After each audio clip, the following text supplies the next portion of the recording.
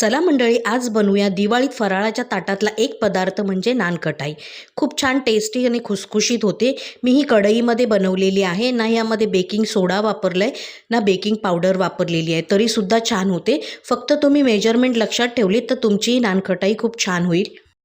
त्यासाठी एका भांड्यामध्ये अर्धा कप पिठी साखर घेतलेली आहे आणि अर्धा कप तूप घेतलेले आहे। तूप घट्ट घ्यायचं, पातळ घ्यायचं नाही। पातळ घेतलं तर तुमची नानकटाई कडक होईल। आता हे 10 मिनिटं फेटून घ्यायचं, क्रीमसारखं टेक्स्चर होईल।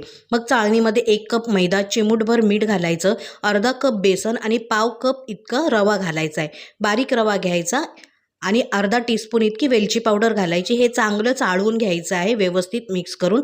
आता हे चाळून घेतल्यानंतर हलक्या हलक्या हाताने एक गोळा बनवायचा आहे आपल्याला। पीठ मळतो तसा जोर नाही लावायचा, हलक्या हलक्या हाताने मळायचं। आता हा गोळा तयार झालेला आहे। तुम्हाला हव्या त्या आकाराच्या नानकटाई करू शकता। एक छोटा गोळा घ्यायचा, मी ताटाला तूप लावलेला आहे, असे गोळे करून घ्यायचे आणि कढई मीडियम गॅसवरती 10 मिनिटं तापवून घ्यायची आणि मग हे नानकटाईचं ताट ठेवायचं।